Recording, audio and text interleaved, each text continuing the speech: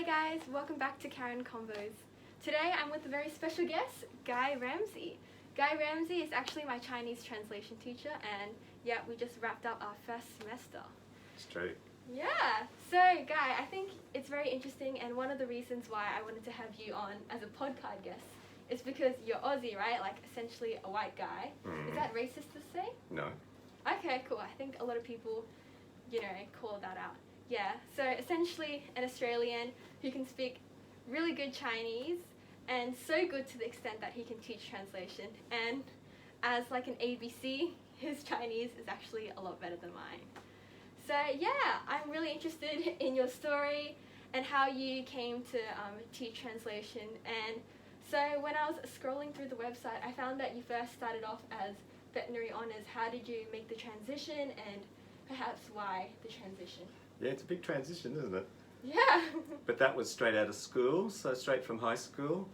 I thought I've always been interested in the medical side of things, but also language. I studied German at school. Oh. There was no Chinese in those days. This is the 1970s. Oh, okay, fair enough. So in the 1970s, language-wise, your only choice was French and German. Oh.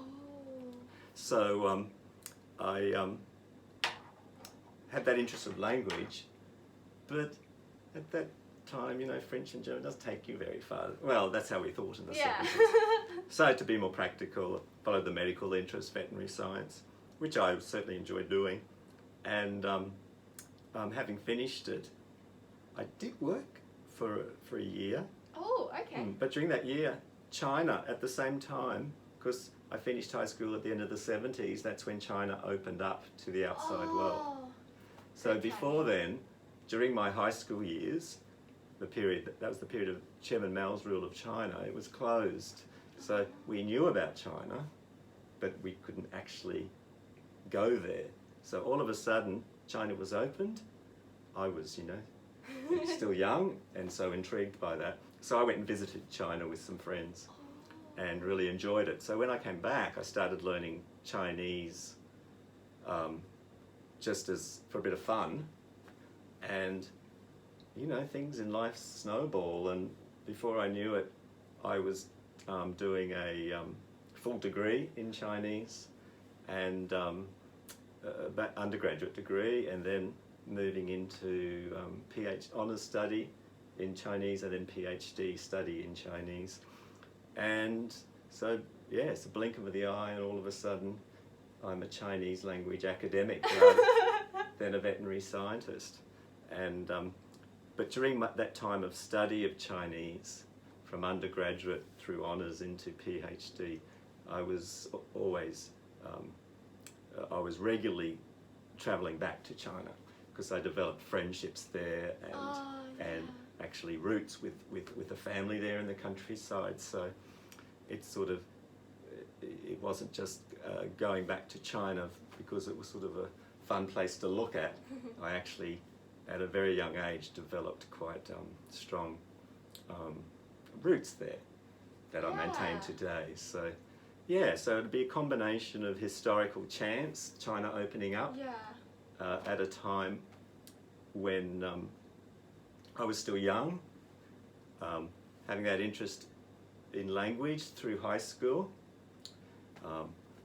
and when I'm being in China, especially at that early stage, it was very easy to do. People really, the Chinese people, when I was travelling there, people really were intrigued by you and took you in. Photographs. Yeah, and not just that, but they took you into their homes. Oh, really? So that made it very easy to develop a strong connection with people there. Well, probably today it's more like just travelling to any country.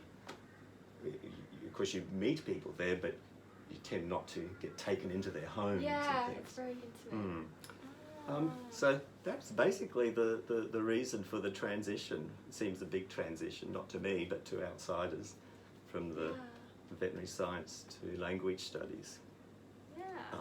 But as we'll probably talk about later, it all ended up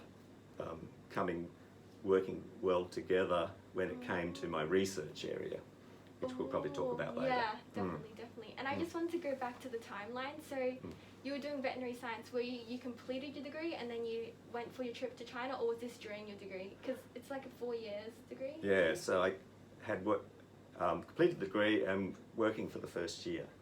Oh, yeah. So I was already working as a veterinary as a vet, local vet. You know, like it's your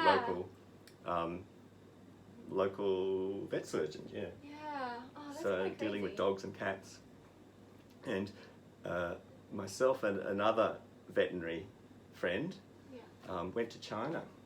What prompted the trip? It sounds completely random. Like you're telling your parents, "Bye, I'm heading to China." Yeah, They're like, "Why?" Again, it's just the historical circumstance of China being closed and then all of a sudden opening up in the late 70s, early 80s. So if China was still closed, of course I wouldn't have gone there. Yeah. And I wouldn't have developed the interest because I wouldn't have gone there. And if China had, I didn't travel to any other countries like Japan or Indonesia, countries that were always open because there wasn't that intrigue. But it was a big deal at the time when China opened up. At the time, it's made sense to be interested in China opening up. But probably nowadays, younger people, you don't realise what a big deal it was. This is a country that was fully closed, totally closed. And then all of a sudden... Yeah, that's crazy. It's like another country popped up. And it wasn't just sort of slightly open door, it was full-on open door. Yeah, but good on you. Like, I commend your bravery. Like, not everyone would jump at the opportunity, I guess. Yeah, that's youthful. Young and adventurous. That's youthful. I wouldn't do it now, no. Too much to risk. But yeah, this goes back to youth. Especially when you'd already developed a profession and was working in it, to use that experience to change. But when you're young, I think you'll find most of you, if you're still in your 20s, that you really might not realise it now, but you do actually have some time to renegotiate yourselves professionally. Oh, that is until you hit 30. By 30, I recommend you really should know this is going to be my life career, which of course I had done. Yeah. But don't fret if you're in your 20s and you're still it's good advice. positioning yourselves professionally, because there's no rush in your 20s to do it. Yeah. Nowadays, there might have been in the past, but nowadays, I think you've got plenty of opportunities to sounds good to hear. A lot of people even to shift. Have 3 different careers, or the world is just ever changing. And especially because we're in COVID times where uncertainty. Yeah, I was watching a show yesterday where a young woman, probably your age. Well, a bit older than you. Anyway, she had always wanted to be a flight attendant, and she'd gone through the training, was a flight attendant, and then she lost her job because of COVID. Yeah. But she reinvented herself in a new profession, which she's really happy with now. So, because she's still in her 20s, I think it wasn't such a big trauma as it would be for someone in their 30s. So what I'm saying is that COVID also adds that extra sort of uncertainty that you shouldn't be frightened by, because when you're young, it actually is pretty straightforward to change yourself into this totally new profession and not feel that you're behind other people who chose that profession from the very beginning. Yeah. Oh, that's interesting. Yeah, what you reminded of, like, I remember when COVID was hitting, my dad, he would remind me of that Chinese phrase, 危机, right? 危险的机会. It's like, it means, it's a Chinese word for crisis, but like the actual 2 characters mean dangerous opportunity. That's right. That opportunity. Yeah, it's an old, it's a saying, but with real meaning. Yeah, in every crisis there's an opportunity. Yeah. And it truly is. Yeah, and I love how like Chinese has that sort of, like that depth to it, and then when you see the character, it also has like a hidden kind of meaning inside. Yeah, so if we jump to language-wise, why is it something can really attract people like myself? Because I moved from quite good fluency in German, but where the language, it just sort of parallels English and the script parallels English, over to Chinese, where it was just totally new way of communicating.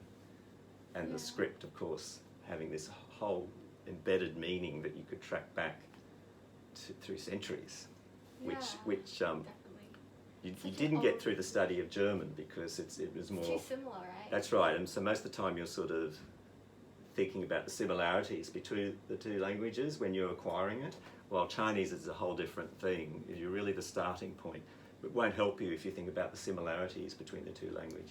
It means you really need to understand, like I tried to teach you when you're translating, is how ideas are structured in Chinese, so that when you read a Chinese sentence, you know what's important, and then you can then shift that idea and map it onto an English way of talking about things. Yeah, definitely we will touch on that. But I also want to go back to that, that first trip. Like, how long was this trip, and do you have any particular memories? Like, what was because I would love to sort of imagine what it would be like to see China through your eyes, because it must have been so foreign and so exotic, and everyone just speaking a different language, and everything is just so different. Yeah, I guess so. It's Yeah, so how long was the trip, firstly? a few weeks. Oh, okay. Yeah, we went for a few weeks. I think when you first when you're landed. young, it's nothing's. You don't think that in that much depth about what's going on. Just sort of enjoy the experience. But because that's a long time ago. What's that? About 40 years ago. So that's a long time ago. But what stuck out in my mind? Let me think. Of course, the bicycle, just the whole way of getting around, because everyone rode bicycles back then. Yeah. There were very few cars wherever you went. Being marked for someone like you, well, possibly not nowadays, but for me, it was the first time I was marked out. Oh, you stood out. And attracted people's continuous attention when I was out in the street. That must have been so interesting. While, of course, if you were Chinese back in the 70s, you might have had the same experience, Yeah. Maybe not, because Chinese have been around in Australia for a long time, but still at some stages you're marked out just by your looks. Yeah. So that was probably the first time I became aware, I'm marked out by my looks. And of course, in being white in that time in China was a big advantage. So yeah, definitely. It's so much more impressive if Guy learns Chinese than me as an ABC. So it was being marked out, but with advantage. You could call it white privilege. Yeah. So there was that. I remember that feeling, which of course you'd have never had in Australia. I think that's the rest really is marked just by the similarities. I had never been there, but when you get there, people are living your lives like here. People go to work, and they eat, and they go to little cafes and little things like that. So they get the bus, they get the train. So another thing marked me. Well, this country that had been set up as so foreign when I was young, because it's a totalitarian. Communist dictatorship compared to the liberal democracy I grew up in, and of course the whole different cultural experience. This was Chinese as opposed to predominantly European in Australia back then.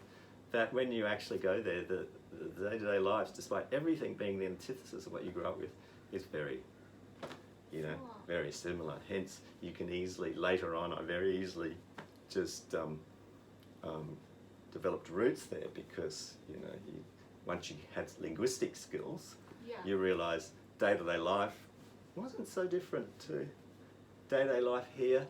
I guess back in the 70s, it was normal to have like 3 generations living together here. The grandma, the mother, the child. So, and I come from a big family, so.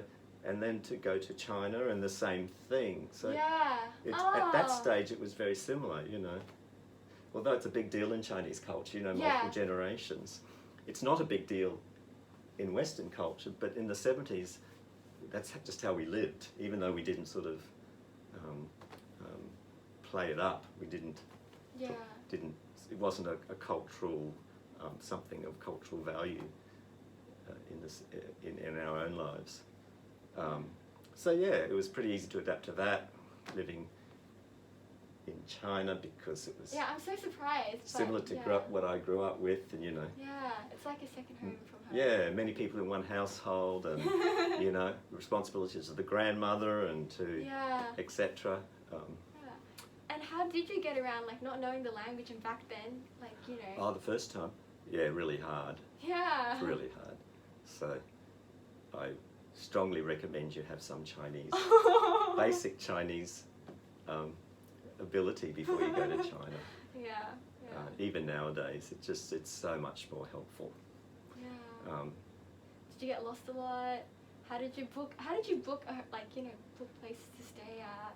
Yeah, that part was easy because the strict control in communist society. Everywhere you had allotted places where you could stay. Oh, okay, that's perfect. And again, talking about privilege, there were special ticket offices where you would buy tickets, for example, to get on for the train and that. Oh, okay. So you didn't have to line up with the masses. Yeah. So you went to this privileged booth. Whoa, that privilege. Which doesn't have the long line. Yeah, you must feel like a superstar when you went. Well, not a superstar, but certainly someone of privilege.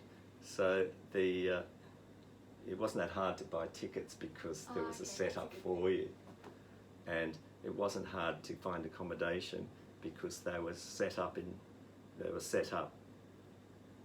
fact, restricted to certain spaces. And even though they were just old dorms, they were still for foreigners only. So at the first trip, you couldn't stay with Chinese.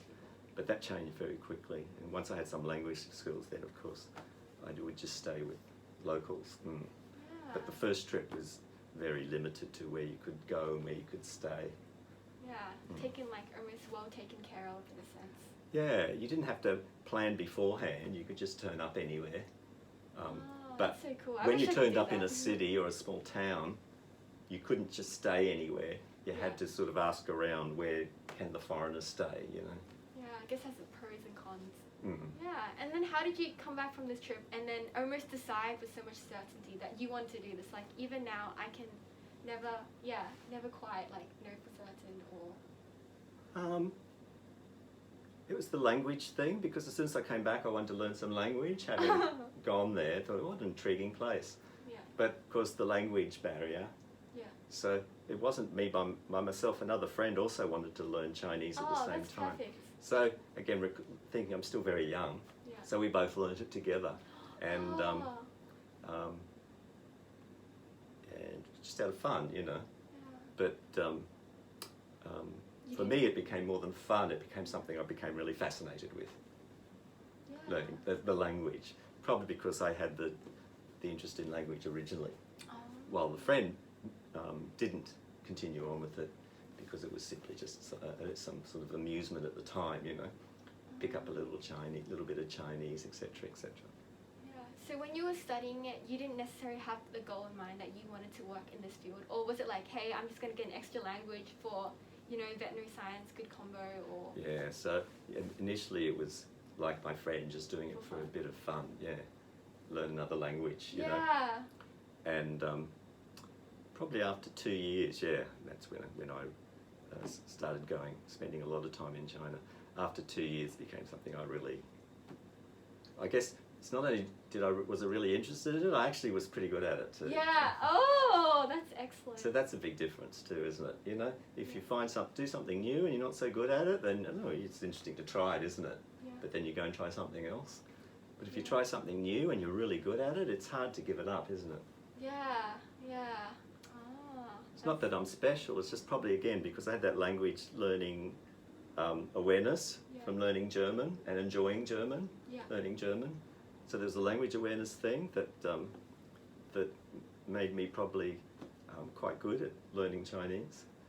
And of course there's always something going on in my brain. Some people can pick up tones and others can never pick up tones. So the brain's wired for a tonal language. And what was your experience learning Chinese? So was it quite easy to pick up, or was it something that you had to slowly immerse yourself in and any stark differences? To be honest, I found it no harder than learning German. Wow. People often find the characters completely confusing, the tones. I mean, the two there's really two main things, isn't there, that are just don't exist in most other languages. One's the tones and one's the script. Yeah. The non-phonetic scripts, basically non-phonetic scripts. The tones, I never had a problem with, and it's just, I think that's brain wiring. You know, some people can sing, some can't. Some people can hear music, some can't. I think that's, I was just lucky. Yeah. You are lucky. That I can hear tones, you know. Yeah. Because, like my friend who started at the same time and others who I studied with at the same time, you know, a lot of them never quite mastered tones. I even see that with some students here. Yeah.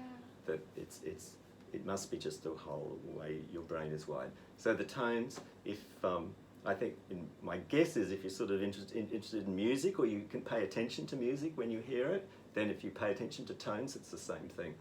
Pay real attention to music when you hear it, and so the tones wasn't a big problem at all. And the script is, it's sort of annoying because it's got so nothing much to remember. because there's no relationship with the spoken language, so it's just rote learning. So I guess if you're not good at rote learning, then you're not going to do very well with the script, because the only way to learn it is just to sit down and practice writing the script. Because as you know, you can't. Just because you can speak a word doesn't mean you can write it. Yeah, you actually have to see the words to learn better. So there's the two qualities, basically, being able to hear music, I think, that made it easier for me, and not being annoyed by hours of just writing a character 100 times, you know, until you knew how to write it. Yeah. Oh, and that's cool. And then later, after your bachelor's in Chinese, you went on to do a PhD. Yeah, and what was, I guess, that experience on, and what was your topic, and how did you find your niche? Yeah, so not surprisingly, after what I've just said, the topic was about the language itself and how it differs from English. Oh, That's very broadly. Yeah. So it was that's called contrastive. So it was the study I did was contrastive between English and Chinese, obviously because I could differentiate, and you had experience. That's my life experience. Yeah, the new language, making sense of the new language while having English as my mother tongue. But that's not enough to write a PhD. So with help from my supervisor, to develop a real concrete topic, because it was, I'm not sure why we picked that area, but it was media. So, and the media reports coming out of China, and comparing those with media reports on a similar topic coming out of Australia. So it was narrowed down to the genre, the type of text, the genre of media reports, newspaper reports, and how at the time they differed. Even though they're talking about the same events, the same thing, how they differed between being spoken about in the context of mainland China, as opposed to an issue spoken about being reported on in Australia, and would you be able to talking about why those differences may occur, you know. Yeah. Would you be able to give me one quick example? Well, the main difference is, of course there's a lot of different. Yeah. Well, the difference is to try and keep it simple. Remember, we're coming from a language perspective, not the political context of where the news reports were written. We were focusing just on the language. So one key area, of course, was the types of political phenomena they were talking about. For example, in mainland China, which had a totally different political system, didn't really have an equivalent in the West. You can't really translate. No, well, even you see that in the course today when we're translating, you know, that there's these political jargons, these expressions that make real sense in the context of mainland China. You know, remember we were in class, we were talking about things like Shi Wu or something, you know, the 11th five-year plan. And all those types of expressions that don't make sense immediately when they're in the Australian English context. So that sums up in the sort of expressions, the issues of expression. So simple terminology that you need to use, but it doesn't actually necessarily make sense in the English reporting. So there's a lot of discussion of that issue and what to do and why this might be the case. But it really got down to culture and politics, that the culture and politics often are just so different that it's sometimes impossible to use an expression that makes sense in China to use it in the Australian context. The second thing was focusing on discourse, which just means how ideas are presented in the text. So how that, for example, a classic example in Chinese I always give is if you come to make a request in Australia in English, you'll say, I want this, and then why you want it, I want time off from work. It's because ... Well, in Chinese, usually it's the opposite. You have to give the because, the reasons first, and then at the very last, announce your request. So, because I want to do all these things and have to visit so-and-so, therefore, can I have time off? Damn, that's so interesting. You have to sort of explain yourself before you can ask. Yeah, so the traditional way of making a request in straight English is request and then because. Request because, so and so. While in Chinese, it's because, therefore. So because shima shima shima, then therefore, I want this. So those sorts of different ways of presenting ideas, even manifested in the text I was analysing. So I pointed out how that traditional way of presenting ideas impacted even on the news reporting across the two countries.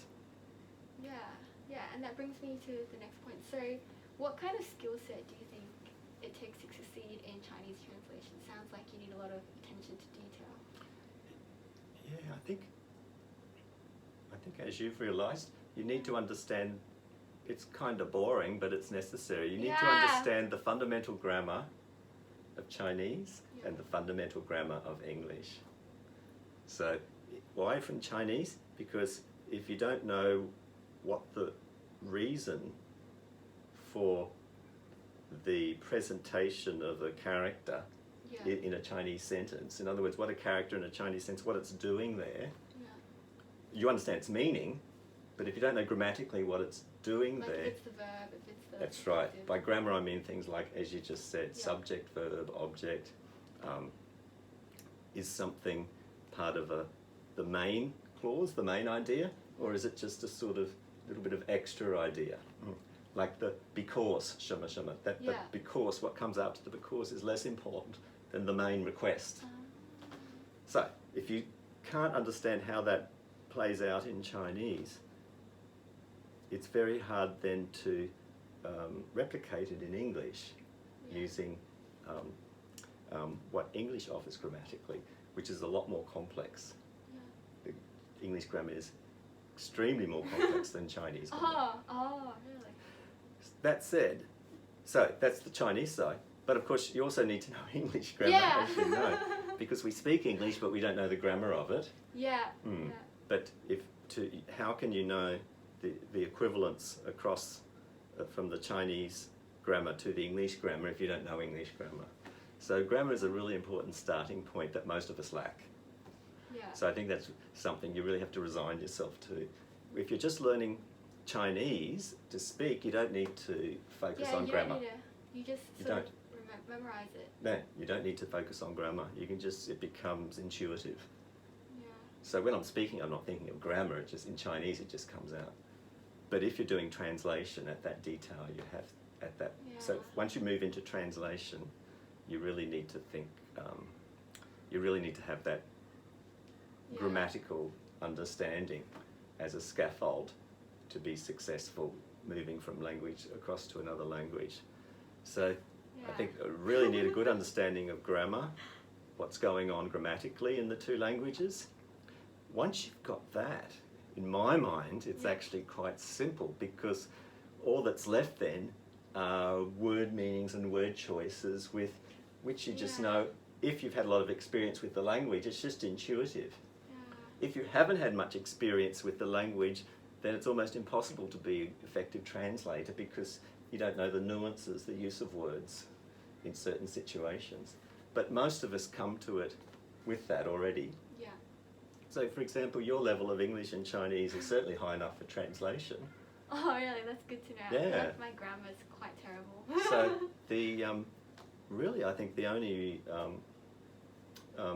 stumbling point would be that fundamental understanding of what's going on grammatically in these two languages. For me, Chinese, I learned it from the beginning, the grammar, so that wasn't a problem. But English, I had to go retrospective, that's kind of, which is what you're doing. Yeah, you have to go retrospectively learn what's going on with the grammar of English, because in the 70s they didn't teach us grammar. Yeah, and you just internalize it and internalize it. So you have to move from having it internalized to having it actually operationalized, you know. Yeah, that's cool. Yeah, I think one of the most frustrating things for translation for me, I think, is that I feel like, you know, if you like, you can spend like 1 hour, 2 hours just picking out the perfect word, but I feel like when you publish it, no one really appreciates it until you screw it up, essentially. Yeah. Right? So it feels like sometimes, should I just move on and find a better word, or like, you know, should I just continue, or should I stay and find that better word? Yeah, especially with literary translation, isn't it? Yeah. Because you're so wanting to impress the reader. Yeah, they won't even notice it. Yeah, and they won't even know, that's the mark of success, is when they don't notice it. Yes, yeah. While if it's a scientific translation or a newspaper translation, you face the same problem, but you can probably just you can probably spend less time fretting about your word choice, because it's not going to really impact on what the function of the text is, just to give information. While literary text, you want to create and it's always just for you, an emotional response. So yeah, that's cool. And then on to the next part, I heard that you specialize in mental health, and how did you choose that specialty, and what does it mean to you? Yeah, I just again fell into it, just like I fell into Chinese language, fell into that aspect. But just like with Chinese language, in reality you can track it back to my interest in language, which initially was German. I think the mental health aspect, again, you can probably track back to my interest in medicine from the start. Oh, and that's where it comes together. Having done veterinary medicine, yeah. So just not the veterinary side of veterinary medicine, but the medicine side, being interested in medical things. So living in China early on, one thing you asked, the first trip I didn't notice, but once I was living in China, the differences you notice, there's just so many. Yeah, when you really go and live in with families and that in China, yes, there are clear so many differences between life here, and you have the language to question what's going on. But one thing I noticed is the large, despite it being a communist society, the large number of what appeared to be homeless people. Especially out in the countryside. And those homeless people very quickly realised were all mentally ill people. And it became clear very quickly that they had been unproblematically, at that time, just abandoned on the street by their families as I said, as an unproblematic thing to do. So a culturally condoned thing to do was to abandon these problematic family members to the streets and just let them deal, you know, they beg whatever, just. And this is like for mentally, like, I guess, ill, and like physically, like. I haven't done any work with physical disability, but only on mental disability, on mental illness, which is all I can talk about really. Yeah. So, and because again, physical disability, you're limited on what you can do with movement-wise. So you would be in the family, but you could be kept inside the family because you're not mobile. while people with mental illness are quite, are purely mental illness, Yeah. of course, are totally mobile. Yeah. And if they're not getting treated, they can be really troublesome in the home, and can also, obviously they're mobile, they can leave the home.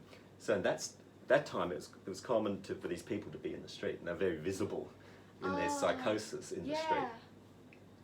So, and every year I'd go back to the same place and think, oh, that person's still there, and then they would suddenly disappear, and I'd think, oh, I wonder where the local person who used to live on the street, where they've gone, and my family would tell me, oh, what happened to them, whatever. So this is something you didn't really grow up with in my own life, in my local suburb. So that struck a chord, and then as you get older, you don't notice it so well. In my case, didn't notice it when you were very young, but as you got older, you started to realise, the friends and things, and starting to experience mental health issues, and it became clearer that this is actually an issue that hadn't impacted on my life until then, when actually it's became very evident to me in China, because it's just so visible. But actually, it's also through the 80s and 90s became more of a topic in Australia as well. So I became more aware of it in Australia. Hence, so I had an interest in it, and then PhD involved. Post PhD, as an academic, you have to develop expertise in an area.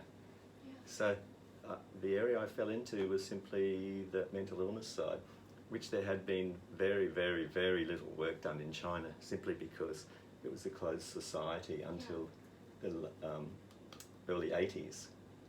So before that, it was just like the experience I described, living in the countryside, where there was simply people with severe mental illness were just discarded into the street. And so there was,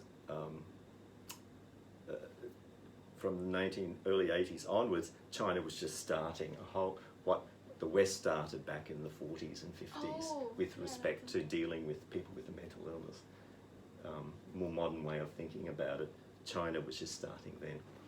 So that means there was little work done, and as an academic, you need to find research topic that hasn't been explored. Yeah, and then it perfectly merged together. Yeah, it's I developed contacts. So because I became interested in the issue, I lived in China. I developed I began asking around. I had contacts.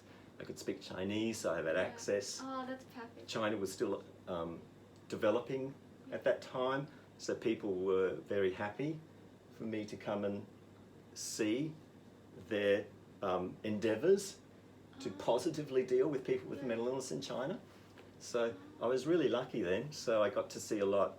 Of course, nowadays China is developed and would be probably more private, about its achievements in what now is a sensitive topic.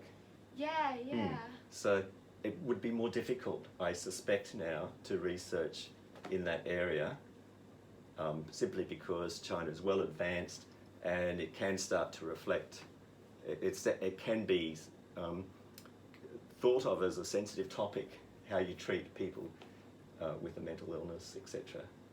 So it probably would be more difficult. But back then, it was, China had just started from zero to start to build up a way of sensitively dealing with people with a mental illness. And so it was just all pioneering, and I was there at the time, so I was able to... perfect place, time. Yeah, just to see what people were doing, because they weren't, it wasn't a sensitive topic, it was just, it was just a new topic. And so I was, again, lucky in that respect. So it's funny when you're talking to you now, putting things all together. Sometimes in life, things just come together. And I guess the difference is things come together and you either take the chance and make an opportunity of it, or you don't. So I'm sure there's lots of opportunities for everybody out there the same way. It's just a matter of whether you've got to grasp them or not. I'm sure I didn't grasp every opportunity like that in life, but I particularly like language, so I grasped the Chinese language opportunity when I was young, and it paid off instead of following the veterinary path. Yeah. And I had the opportunity with being involved in the newly emerging ways of dealing with people with mental illness in China, because it was just at the very early stage, and I could have gone off and continued to research media reports or something, you know.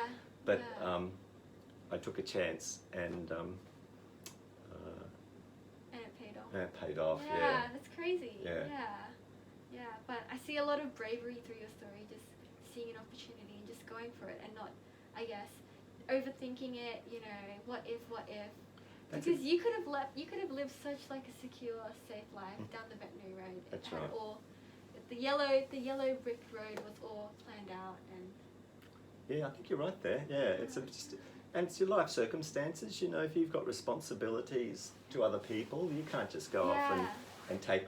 Well, you would think twice about risks. Yeah. And so I was just lucky. I didn't have any responsibilities. I come from a large family, so there was always someone else to look after, parents or whatever. And I'm not someone to overthink things. Yeah. Well, if you're someone who overthinks things, then you're probably not going to do that. Doesn't mean you don't have a good life because you follow the secure path. It's still good. You become a great veterinary scientist, you know. Yeah. So I think whichever road I chose, it would have been great. But I guess China was a risk at the time because it was so poor at the time, you know. Yeah. This was just at the very beginning. It opened up. It was very poor infrastructure. You never know, and it's a communist dictatorship. So there was back then, who knows what would have happened to China. Yeah. But lucky for me, China maintained a stable growth, and now it's a leading world power. Yeah. And of course that's for my profession. That's a good excellent. thing. Yeah. Because if China was still a small, poor country, you couldn't really. No, I wouldn't have had as much opportunity as I have. So it's I sometimes say to people, you back a horse, and sometimes you win, sometimes you don't. But the Chinese horse has been very successful. And at the time, how did you almost convince your parents? Because I feel like they would have to almost pay for your university fees, and you talk about. I keep mentioning luck and historical circumstance. When I went to university, it was the short period. At the time, we thought it was normal, but it was the short period university was free. Oh, that's so good. So again, you young people don't know. Yeah. But us older people, for about a decade or so, university was free. Oh, yeah. And no upfront fees. I mean, no post payment, nothing, just free. So that wasn't an issue. Oh, because you didn't have to pay for anything. You didn't have to go through like a third party for kind of. So there was no financial issue because the 2 degrees both were free degrees. Yeah. So a bit indulgent, isn't it? Yeah. So again, nowadays I might have thought twice, because there's a big economic burden. Yeah. So just luck. Yeah. Just luck. It was that just before I started university, it was upfront fees, like in America. Yeah. But then when I started, it was after the the Whitlam government, and everything became free. And it took a while for them to change that again back to fee paying. Yeah. But by that time I'd finished. Yeah, out of here. Yeah. So there you go. Yeah. And of course PhD was later, but PhD is always free to Australian students. Good. Yeah, even now. So. Yeah. So the PhD is no different to now. There's no fees. The undergraduate degree, the first and second undergraduate degrees were free, which isn't the case now. So there was no problem with that from parents. I come from a big family, so they didn't focus on Guy just can do one. whatever he wants. Yeah, and I was the youngest, so it's like a yeah. big Chinese family. The youngest can just do whatever they want because it's the older ones that have the responsibility of being filial, etc. Yeah. But they weren't happy that I changed from the secure veterinary science Yeah, to 4 Chinese. years, like. And at the time, like I said, China was just a poor, very developing Yeah, almost looked down upon. communist a little bit. country. Yeah. And by the time I was doing my PhD, it was quite evident how successful China had become and how successful I'd become through China. Ah. So that was only at the very beginning. They were a bit worried, but now, well, afterwards, they realised I'd backed the right horse. Yeah, that's cool. And a hypothetical question. So I heard that you said for your first trip you went with a friend, and I feel like when you do it with someone else, and when you guys later studied Chinese together for a short period, like that definitely would give you a lot of courage and someone to sort of connect with. Say you were just by yourself, would you, I guess, suppose, have the guts to just go to China and then go study that language? Back then, would I have gone by myself? It's hard to say. It's very hard to say. I feel like your parents would be even more worried for you. Yeah, it's very hard. I actually don't know because I did travel to other countries when I was younger by myself. Oh, okay. But when I went to China, I was with someone else. And I think it gets any other country at the time you travelled to, there was always English to use somehow. Yeah. But in China, there wasn't. So I could have had, I really don't know. Yeah. I may have, like I visited other countries at the time by myself, might have done it, but it would have been hard simply because of no language the first time. Yeah.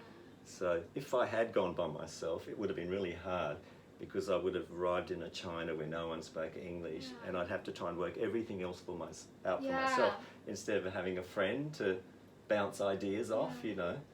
And if you're lost in the city and you're by yourself, it's really hard. Yeah. No one speaks your language. But if you're with a friend, It just makes everything more fun. it makes We're on an it much adventure. easier. So it's hard to say. I don't think I would have enjoyed it as much, no, because it was the language barrier. And then to subsequently study it and change your career path, that would be kind of... But Yeah. after that first trip, every trip was by myself. Oh, wow. But that's because I had language. Yeah. As once I had some even basic language, it was easy. Yeah. Yeah. You know, because you could buy food, you could ask, where's the hotel? Yeah. You know, it's all the simple things, where's the toilet? You know, all those simple Yeah, questions. yeah. So you only need a little bit of language and you're fine by yourself. Absolutely. I travelled all over China by myself, and it's still in my 20s, just with sort of very early language. No problem at all. Oh, that's so good. So the very first time though, I think I mentioned that before, didn't I? If you didn't Yeah. have Chinese language, That's so hard. yeah, but if you're by yourself, I It's think scary. it might be a little bit too hard. Yeah, that steep learning curve. Hmm. Yeah, and so when you're in China now, like, I don't know, like, because you have really good command of Chinese, so do people almost treat you like a Chinese person, or are you still treated as a foreigner, and how has it changed from first arriving? Because you said they really sort of welcomed you, and then... Yeah, so modern China now, there's nothing novel about being a foreigner in China. Yeah. So there's nothing novel, you know, you're not treated like this novel, you know, people would literally crowd around you, Yeah. like not just one or two, but crowds of people would crowd around you and just stare at you because they'd never seen a foreigner before. This is in the early 80s. Yeah. And they'd touch you all the time too. Yeah, the hair. Yeah, right? so they'd touch us all the time and crowd around and look at us. So lucky we didn't care. If you were someone who didn't like that, Self-conscious? Yeah. you'd find it hard. So of course that doesn't happen anymore. Yeah. I don't for good or for bad that doesn't happen anymore. Yeah, and so what was your question? The second part was all good, about like being treated more as a foreigner, or Yeah, but you're still treated as a foreigner, yeah. Yeah, despite the good command of... Yeah, so it's, no matter how good your Chinese is, yeah, you're still treated as a foreigner. Because you can talk on the phone and they think you're Chinese. Yeah. But as soon as you turn up and they see your face, they'll Yeah. treat you differently. That's just the way of the world. So I don't see that as good or bad, that's just Yeah, the way it fair enough. is. So, yeah, I've never dreamed of wanting to be Chinese Chinese. Well, for the Chinese, I never expected Chinese people to treat me like they treat their compatriots. Yeah. So, probably to my benefit, because they tend to Chinese still treat foreigners better. Yeah, I think, they do. than they do their own compatriots. So, in some ways, it's like that. But that doesn't mean it's always smooth sailing when you speak the language, because sometimes when you're doing transactions, because you speak the language, they try to swindle you less. No. I mean, you can, if you didn't speak the language and you're dealing, then they'd give you a little bit of extra space. The Chinese, just from a cultural value, you might try and give that person a little bit extra space. But once you're speaking the language, they're just as it's very smooth. Yeah, but also very. That's when you do become equal, when transactions and things. So they'll play hardball with you once you speak the language. Negotiate the price. And but I'd be surprised if you could get to the position where you can be treated fully as a fellow compatriot in the mainland Chinese context. Yeah. That's interesting. Yeah. And then I guess, what about so you've done your PhD, and then how did you decide whether or not to teach or go to industry? Because I know that you stayed within and just became a lecturer for several until now, essentially. Yeah. Again, it's opportunities, isn't it? What presents at the time. And when I finished my PhD, there was an opportunity to work here, and I applied and I was successful. So yeah, if not, I would have applied to industry, and I might have been picked up somewhere. I might not, I don't know. So in that case, there's just simple opportunity, luck. That when I finished my PhD, there was a position vacant, and I had all the appropriate skills for that position, and so I was employed. And I just didn't look back, on the academic path. Yeah, that's so interesting. But I would have at the time, I would have just as happily gone, well, if I'd gone into industry, would have been very happy to go and work in China. Oh, that would be cool. Yeah. So that's the negative, is I never had that opportunity to go and live and work in China, in industry, whatever, in some sort of, even if it was with, not industry, but with government, in diplomacy or in the embassy or something. That would have been fascinating. But, we can't have everything in life, so the academic path has also given me lots of pluses, Yeah, that's kind of cool, because, sometimes, I don't know, I think there are some sort of people that, they see an opportunity and they just go down that path. And there are also others where, they are so set on, this path, and even though it's so inconvenient, they will drill through the obstacles to get there. Yeah, no, my story's not that at all. It's just the opportunity was there, so I took it. I didn't have my eyes set on an academic path, no. Yeah, but that's kind of good that you were open-minded enough that you could see the opportunity, right? And it's worked out good. My grassroots connections in China would have been more problematic had I been in government diplomacy and such. Oh, that is actually a very good point. On reflection, yeah. Yeah. It would have been great working in the embassy in China, whatever. Yeah. But that would have been fun, so there would have a lot of pluses come out of that. Yeah. But what I wouldn't have been able to enjoy is which I continue to have now, that ability to have grassroots connections, because there's nothing political about what I do. I'm not connected with the Australian government, so I'm not ever considered a problematic person by the Chinese authorities. While possibly if you work in the embassy, you might be considered slightly problematic. Yeah, dangerous tool. Mm. And so how has teaching been for you?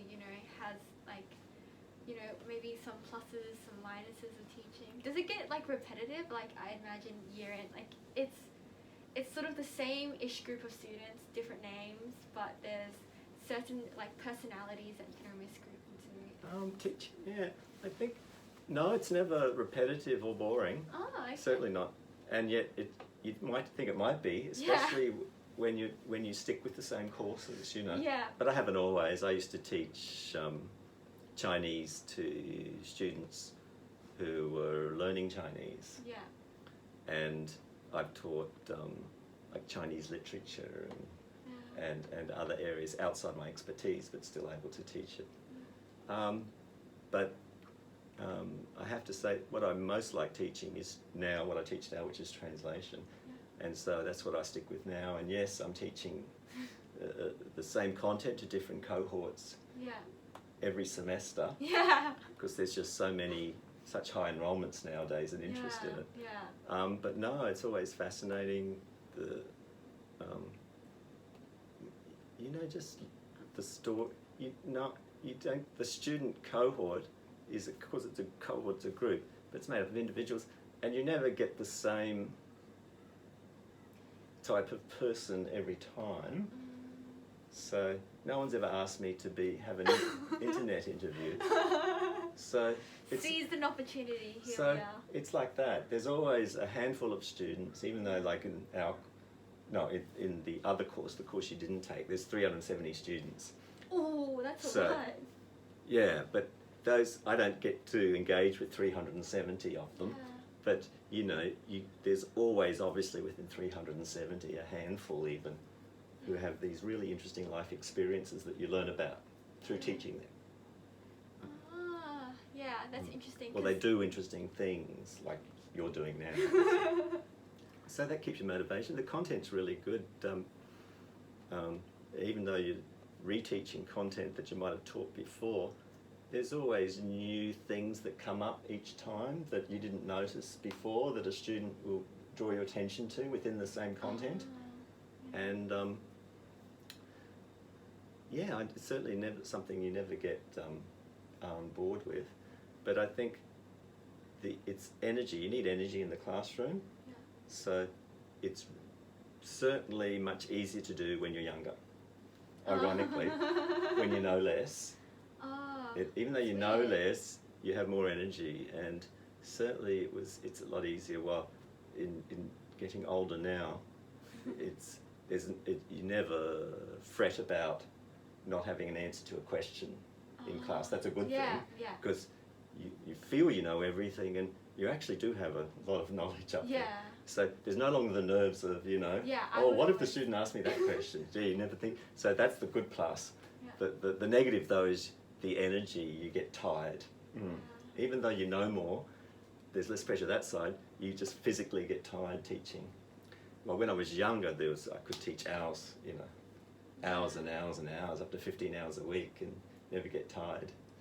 And but at that time, you really had to do a lot of prep because you obviously just didn't know as much about Chinese language, having studied it for 10 years, as you do when you've been speaking it for 40 years. Yeah. Oh, do you have a preference? Like, I feel like I would, when I get older, I'd probably maybe transition into a teaching role. And then, but that being said, you also said that the energy, and would you, if someone were to, I guess, shove a teaching block into their life, do you think that it would be better to do it earlier or at the end, I guess? Yeah, well, it's a trade-off, isn't it? All I can say was I could teach long hours when I was young. And I can't now, even though it's very easy for me to actually convey the content, and I'm very familiar with everything. Well, 90% of what's going on in language, with Chinese, I can pretty well, with a student new to new to Chinese or due to translation, I can pretty well give them a reasonable answer without any problem. It's just energy levels. While research is gets much easier, because in switching from teaching to research, that's our other responsibility, like writing books, etc. Oh, you have to have at the beginning, you really don't know. Obviously, you don't know as much, and you have to write these documents still, that are expert documents. So there's a lot of pressure. Yeah. A lot of pressure with research when you're young, when you Oh. don't, And especially fresh out of. Yeah, I mean, you know more than most people in society, Yeah. but not in respect to your academic community. So there's a lot of pressure.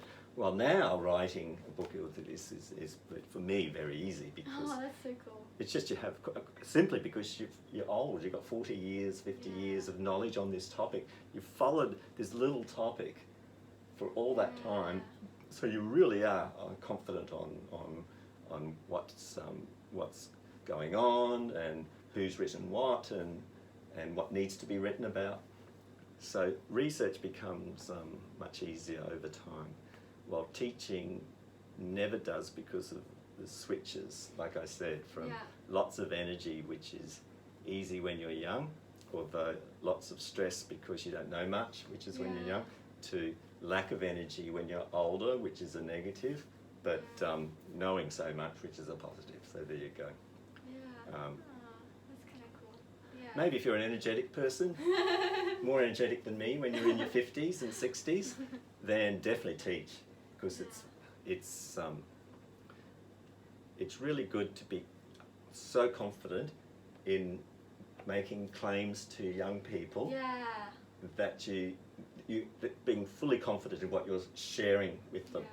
Well, of course, in your 20s, you can be sharing them information, and you have less confidence. Might have less confidence in what you're saying, because you simply don't have the experience. Yeah. I'm surprised you didn't maybe consider, I guess, teaching primary school, high school. Like, that would, I guess, as a young person, that would be, you know, a lot easier. But I guess. Yeah, and there's a need too with Chinese. There still is with Chinese teachers. Anyone out there want to be a Chinese language teacher? There's still continuing demand for Chinese language teachers in the primary and secondary system. Yeah.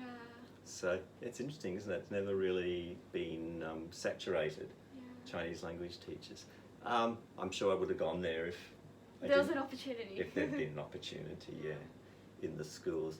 Because my research never gave me much contact with high schools and primary schools. See, my research always took me towards Chinese society, you know.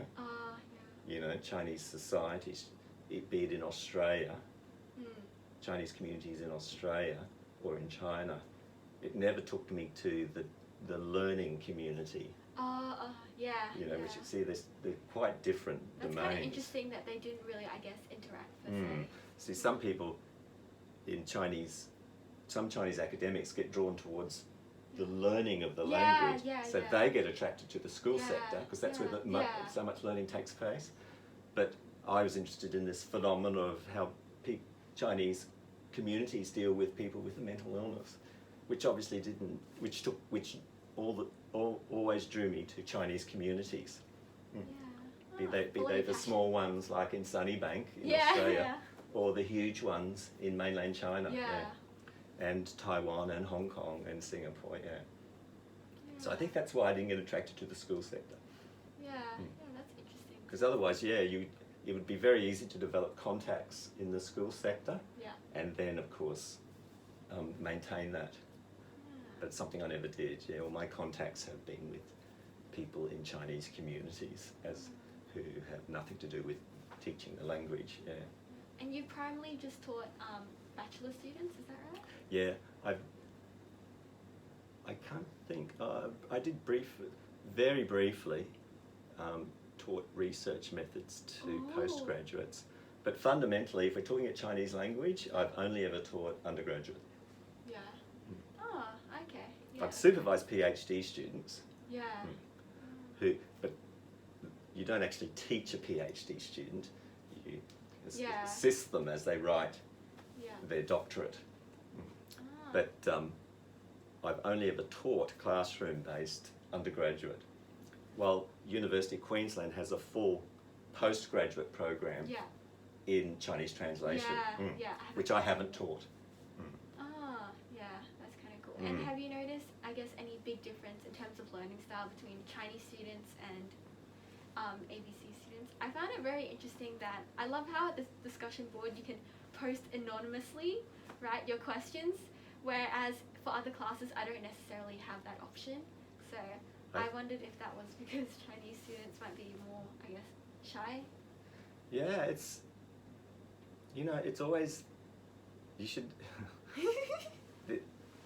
the irony is we should always think of communities as diverse experiences, right? And we shouldn't stereotype, right? Yes, So, that's true. let's just put it that way. I'm just one little experience of teaching a group of students. Normally probably about 500 ethnic Chinese students, mostly from mainland China, every semester. So it's probably 1,000 a year I have come into contact with over the last 20 years. So that's a lot, but it's just from one person. And my experience with those students is it's a very clear difference between teaching this current cohort compared to before, when I only taught when I taught Chinese to Australian kids who wanted to learn Chinese. So it's a very different experience, and the things I'm going to say now are all stereotypes that people think of Chinese students, and I apologise for that. But that's just what's happened in my experience, is that simply they very reluctant to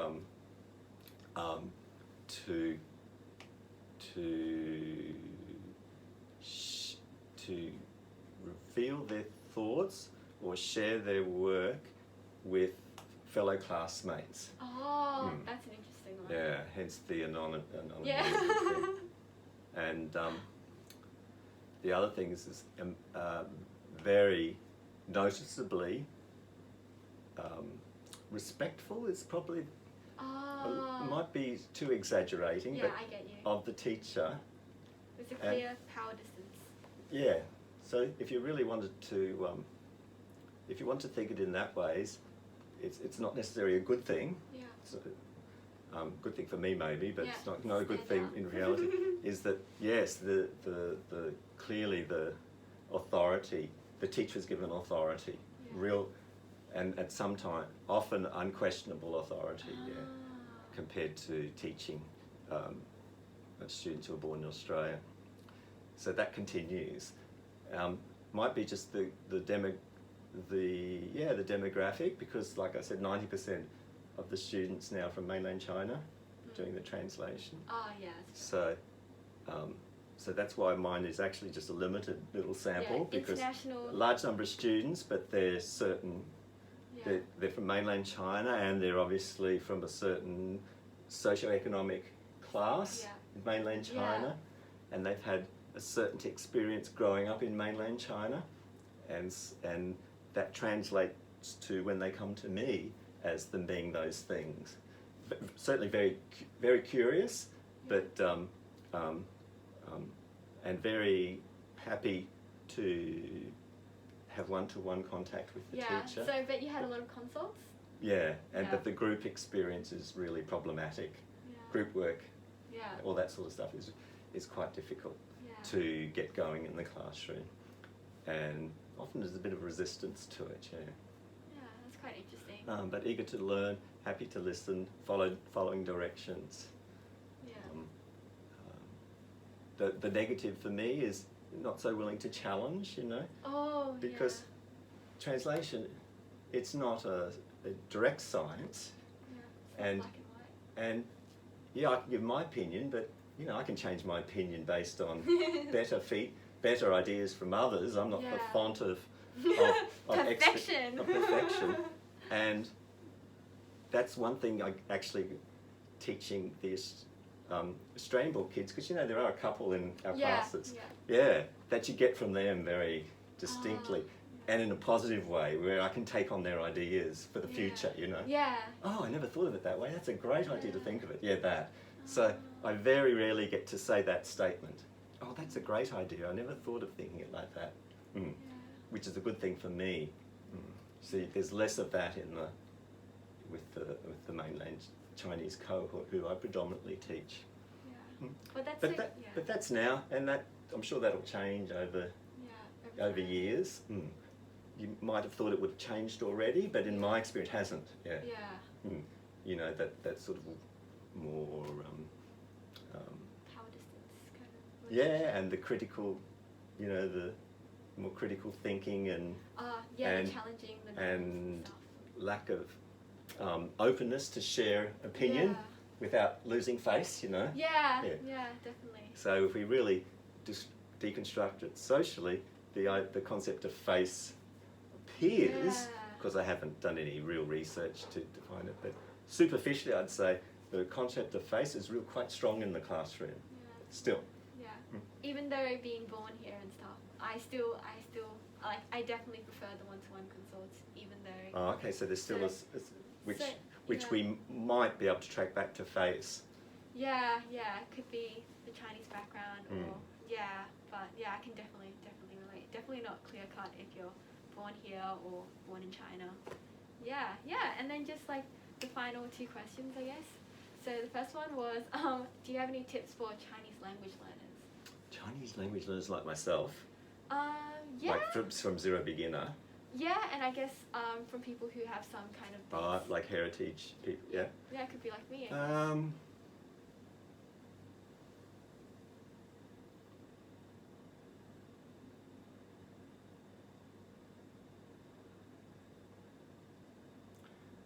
sort of caught between saying it's really good that you have a little bit of structure to your learning, but I don't think it's essential. So my first point would be, it's not essential, but it's probably better if you have some structure for your learning. And what I mean by that, as you at least go to some sort of course somewhere, you know, be it at school or at university or at TAFE or whatever, or on the internet, that teaches you the language, just at least even for a semester or 2 semesters. So you get that sense of how you acquire a language. You might not learn so much, your language might not advance significantly by doing that course, but it gives you a sense of how you sort of approach language acquisition, learning a language. Thereafter, I think it's really actually quite easy. You just immerse yourself in everything Chinese language, which is very much easier to do nowadays than it was back in the early 80s. There was no internet then. So the only way I could do that was to go to China. Well, now, once a year. once you get an idea of what the important things are about learning any language, I guess, in this case Chinese, once you get a sense of that through doing a brief course or reading a textbook or something, that sort of gives you that structure, then all you need to do is immerse yourself in Chinese language, and you'll pick up the language and the structures of the language that are relevant to the things you're interested in life, so that you'll be reusing them all the time. And so how do you immerse yourself? It's very easy. You can watch, there's just an YouTube, podcasts. Endless opportunities nowadays. It's so easy to, because I still do it. You know, I sit at home, I watch the Chinese news. On the so everything's on the internet. I watch the Chinese news, then I watch a Chinese soap opera from Taiwan, you know. And then I'll watch one from mainland China, or I might watch a movie from mainland China, you know. And it won't be any movie, you know. Now the movies you can select by themes and such on these various websites that these various platforms that have lots of all free movies and things. Free. So it's, I think the good thing about Chinese is that once you have those very basics, which you might pick up through a textbook or a short course, that's about all you need. The rest is just learning the way to talk about things. And I think the easy way to do that is just immersion through things you're interested in, like the movies you're interested in, or watching, if you're a sports fan, you watch the Chinese sports reports, you know, or, you know, whatever, again, just whatever you're interested in. For me, obviously my interest is in mental illness, so anything I see, any movies like we see here, these movies, that anything that's on, got to do with mental illness, then I'll watch it, you know, and you pick up the vocabulary from it that for you is important, and then you reuse it with other people, and so it becomes stuck in there. And the vocabulary about things you're not that interested in, say sport, you don't learn it because you're not following it. But if ever you need to be, you can just ask someone. If you happen to be with a friend and you're watching a sport, how do you describe that in Chinese? So I think the main thing is to develop a really rich and strong vocabulary in the things that you're interested in. By immersion. The most simplest way is through the internet, which has everything nowadays. But of course, like me, you can go and live in China. It's a really good way to do it too. And when you're living there, obviously you just hang out with people who do things you like doing. So you pick up the vocabulary of, again, things you like doing. Yeah, that's cool. I really like how you sort of structured it, almost like a pyramid first, setting a solid base and then the immersion. But I almost feel like until you have a basic grasp of the knowledge, then it becomes fun. But the first beginning is actually not that fun when the learning curve is so steep, and when you're trying to nitpick each single character, each single word. So yeah, it is hard. That's probably why it's very good to do it when you're young. That's a good point. Because you've got the motivation. And the curiosity almost as well. Yeah, I think if you leave it too late in life, start learning it in your late 30s or 40s, you think, oh, this is all too much for me in my life. I'll go off and try other things. But the good news for Chinese, if you're interested in Chinese out there and you're young, it's that beginning bit, which might be sort of difficult and maybe tedious for some of you. It's only for a short period of time, and then you can just go and have all the fun you want because you're just immersing yourself in a language that doesn't have a really problematic grammar. So you just need to build up different ways to talk about things. In other words, basically vocabulary. Well, English, sadly, if you happen to be a Chinese person and you're wanting to learn English, is that that there's no simple sort of circumscribed. No, it's just endless, and even after 20, 30 years, you're still learning new grammar, which is something that doesn't happen with Chinese. Getting stuck on the technical aspects. And then the last part, I just wanted to, you can show off a bit of your Chinese speaking skills. And 哪里太厉害啊！他的中文比我好很多。那要不你就说一下里面这个书写了什么东西？好了，这本书这是我最近出版的一本书当然是学术方面的，跟我的这个我工作方面的，就是我的专业就是精神病方面的，讲的是这方面的呢。这本书讲的是精神病那一方面的，就是新闻报道，所以是比较一下中国就是中国大陆，香港还有台湾的媒体新闻报道，这是报道什么呢？报道精神病方面的消息呢。比如说比较可以说典型的是一个人可以说犯罪很多是杀人案件的，他们也是说这个人也是患精神病的这方面的，所以他们就是比较敏感的，对不对？但是比较一下中国怎么报道这样的情况，跟香港的跟台湾的不一样，有什么不一样？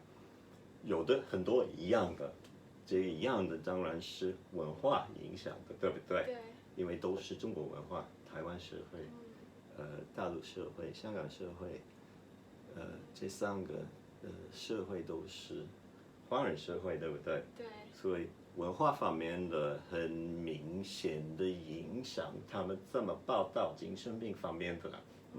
所以这是一方面的，这是有比较同样的报道的内容，但是这不是说这三个地区呢，香港、台湾、中国大陆的，是报道精神病方面的是100%的一样的，100%的一致的，还是有特别的不一样的呢？所以我分析是也是说同样的方面的，也是是分析有什么不一样的呢？这个是为什么不一样的呢？可以看看他们的历史背景，比如说香港的以前是英国殖民地啊，所以这个英国殖民地的时候，香港的是英国殖民地的时候，他们的医疗体系等等的，就是受到英国的这方面的影响啊，包括怎么治疗，怎么看待患精神病的一样的，所以这个历史背景现在还是影响香港人怎么看待患精神病的等等。有时候是像我们的西方的媒体的报道精神病方面的一样的，西方的媒体报道精神病方面的什么特点的是很多是很多的报道。就是把患精神病的是描述成，就是说他们是对社会是威胁呢。对，因为他们做的是，我们看他们应该有一点的怕是偏见方面的，对。所以香港的，我做分析呢。就是发现的香港的也有这个媒体方面的也有一点的那样的比较 sensationalized， 就是比较恐怖的，对，恐惧的，对，扩大这个精神病患的是对社会一个威胁呢。台湾呢，是不一样，台湾的历史不一样，你知道有日本的统治，有一段时间是日本殖民地。还有最近是民主化的，然后这个第二个世界大战以后，台湾也是独裁啊，跟中国大陆一样，但是90年代以后是民主化的，所以他们有自己的特点的报道，看待精神病还有报道精神病方面的呢，这可以有时候是反映。他们的历史呢，我刚刚讲的历史背景，有一部分是台湾的最近的社会一个特别的一个特色，就是包容 tolerance 包容，所以香港没有这个概念，是社会的基本上不是特别重视包容这方面，就是台湾最近是特别的重视的包容，所以这可能包容是包括包容患精神病的那样的人。中国大陆呢？中国大陆就是中国大陆，对不对？是一个他们还有媒体是由中共控制的，对。所以媒体说的就是政府的说的，对。所以他们说的，他们想报道的，他们想讲的是，政府的国家跟政府的对精神病患方面的成就，他们做的什么成就，他们做的这么好的，很多是讲了，他们国内的对精神病患的治疗方面的等等的是很先进的，就是跟西方国家一样的先进的呢。所以很多是讲的这方面的医疗成就等等的。所以总的来说可以说，中国大陆的媒体强调的是这个医疗方面的成就等等的。香港的媒体比较强调的是犯罪，这个恐惧那样的，是有一点的遗憾，对不对？对。台湾的呢，就是不是非常重视，但是有一点的，可以说是他们是争取，